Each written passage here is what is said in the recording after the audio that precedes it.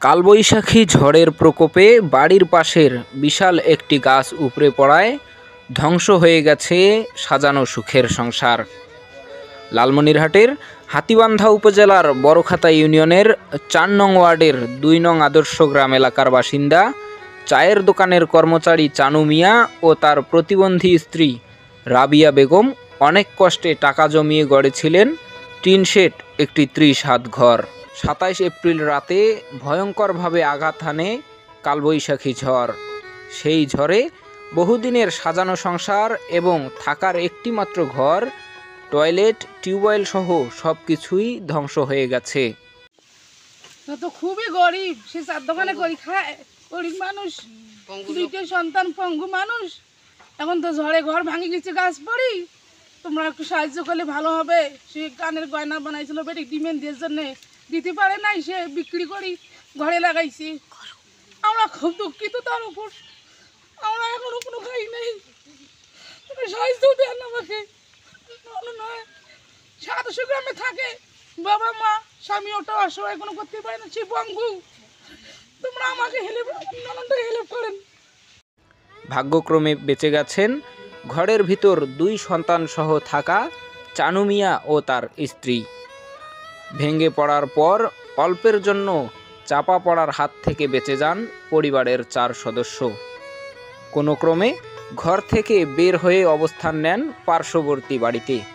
সকালবেলা চানু মিয়ার প্রতিবন্ধী স্ত্রী রাবেয়া বেগমের কান্নায় ভারী হয়ে ওঠে আকাশ বাতাস।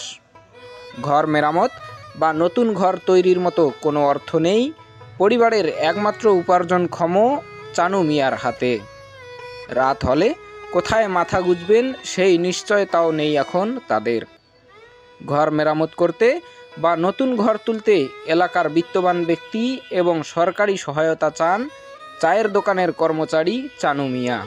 আমি মনে করেন আদর্শ গ্রামে জমি পাচ্ছি, ওই জমিটার মধ্যে বাড়ি করে আছি।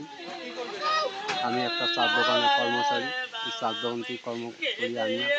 আমার একটা পঙ্গু লোক, আমি অনেক কষ্টে সংসার চালাইতেছি। আমার থাকার মতো কোনো উপায় নেই। আপনারা যদি একটু সহযোগিতা করেন তা আমার মনে একটু খুব ভালো হবে। স্বামী থেকে আমি থেকে আমার ছোঁয়া থাকে, 4 দোকানের কাজ করি, 2 লাখের মতন খরচ। আমরা এই ঘরটা চাচ্ছি, আমরা তো টাকা নাই, পয়সা নাই, আমরা ঘর দেবো কীভাবে? ঘর দেবো, খাইতে পারি না, বাচ্চা ছোঁয়া আছে। আমি যে আট পয়লে খাবো, তারে খাবার নাই। আমি কীভাবে ঘরটা দেবো? আমি তোমার তো এখন ঘরটা চাই। আমরা যে ঘরটা থাকবো, বিষ্ণুকান ভাই ভাঙ্গি গেছে, আমরা তোমার তো সহযোগিতা চাই ঘরটা তুলির জন্যে।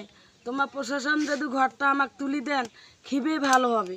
বিত্তবানদের সহযোগিতা বা সরকারি কোনো প্রণোদনা পেলে ঘর মেরামতের পর প্রতিবন্ধী রাবিয়া বেগম 2 সন্তান সহ পাবেন মাথা গোজার ঠাঁই। ফরহাদ হোসেন, নেতৃত্বের কণ্ঠস্বর, লালমনিরহাট।